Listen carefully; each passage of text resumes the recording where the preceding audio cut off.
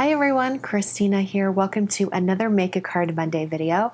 Today I'm going to be doing some blending using some stencils and also some masks made with dies. I'm going to be creating some personalized cards for some friends that are having birthdays coming up. And I thought I would show you a really easy way to make a customized personal card just with the person's initials. So here we go. The first thing I did was I took these 3 mega alphabet dies from Altenew, and they have every single letter of the alphabet that you would ever need. I have a complete set that they sent to me, which can be pretty expensive, but if you want to just get like a few for like the initials of people in your family, I think it's actually pretty cool. There's a lot you can do with these really large dies. So I ran them through my Gemini Junior machine using some masking paper. So here we are. Here are all of them. Taped them down so they wouldn't move around. And I just used a scrap of masking paper that I had left over. So here are my die cut masks, and I'm going to be putting those on the card fronts before I start blending. I have some Neenah Classic Crest Solar White cardstock. This is the 80-pound version, and I'm going to start with the letter C.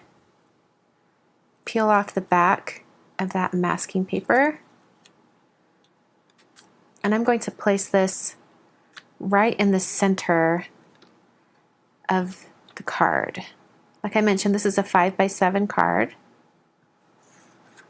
All right, so there's my letter C.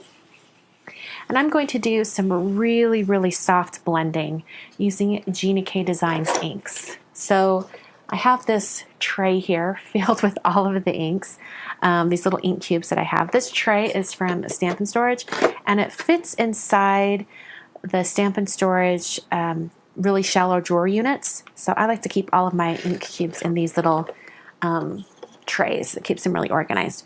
So I'm going to pick out some colors.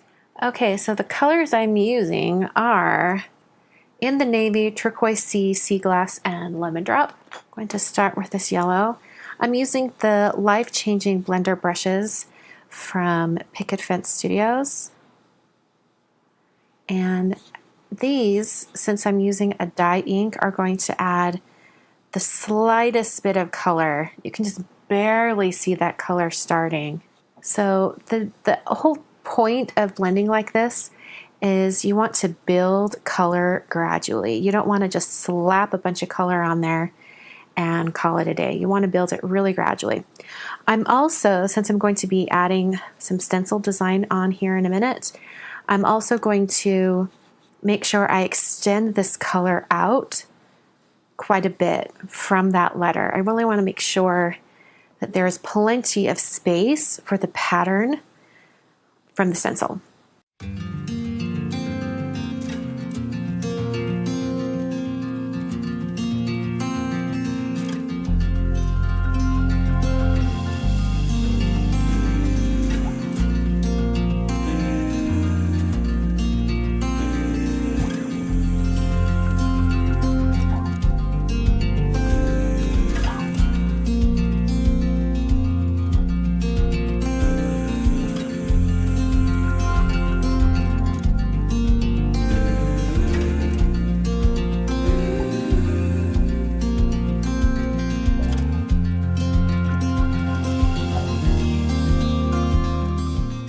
I have the initial blending done, so now I'm going to choose a stencil to go over the top.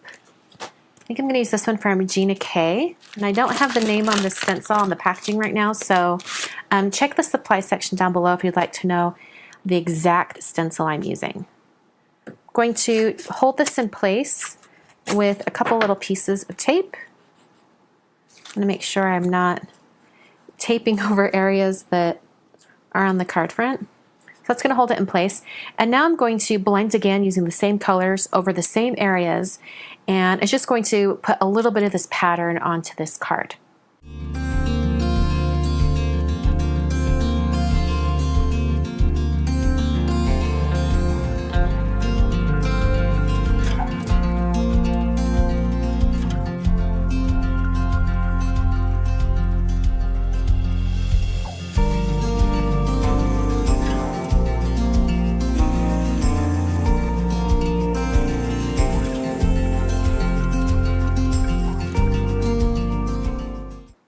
it's time to peel up this stencil, and you'll be able to see the pattern that's left behind.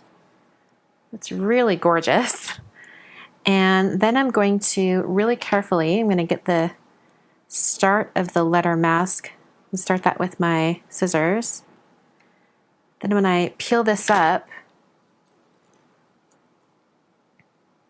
nice clean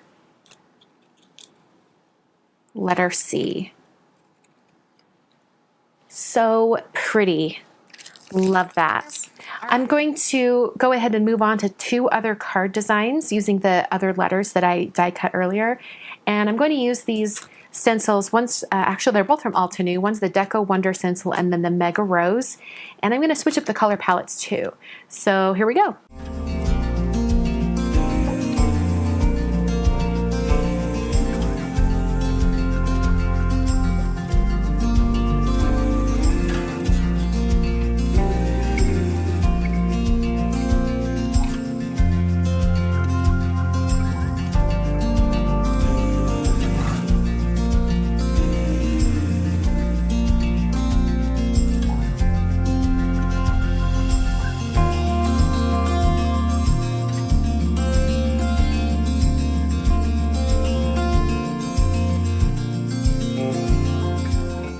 I realized that I really need to put Pixie Spray on the back of this stencil. I'll probably need to put it on the back of this one too.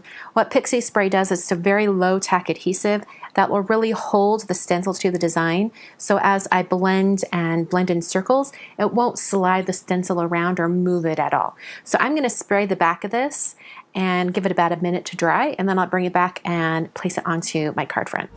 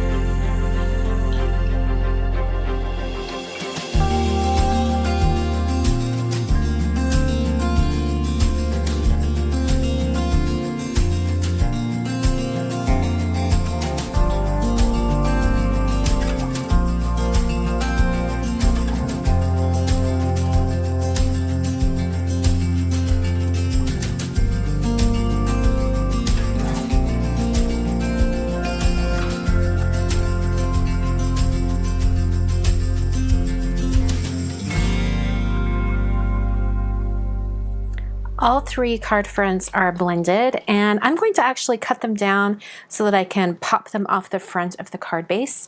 So this is the A7 layers dies from Waffle Flower. I normally use the A2, I believe. So these 2 go for your A2 cards. These are for your 5x7 cards. And I actually use these quite a bit. So I'm going to take the third from the largest size, and I'll just be cutting these down. And this is also an opportunity if my letters aren't quite center, or if I need to get them kind of skewed a little bit, I can do that at this time too. And I'll just use a little bit of washi tape to hold that in place. I have all my individual letter pieces cut down now, and then I also have some cardstock here that will be my card base. This is cut to 10 inches wide by 7 inches tall. So I'm just going to score these at 5 inches. I'm going to rotate my cardstock to make sure I get all the way to the end here, since the score buddy here isn't quite tall enough to go all the way to the end, or it's really close. I'm going to use a whole bunch of foam tape to adhere these to the front of the card bases. And I can just center each one on the front of the card. So here are all 3 cards complete. I can't wait to mail these off to their recipients.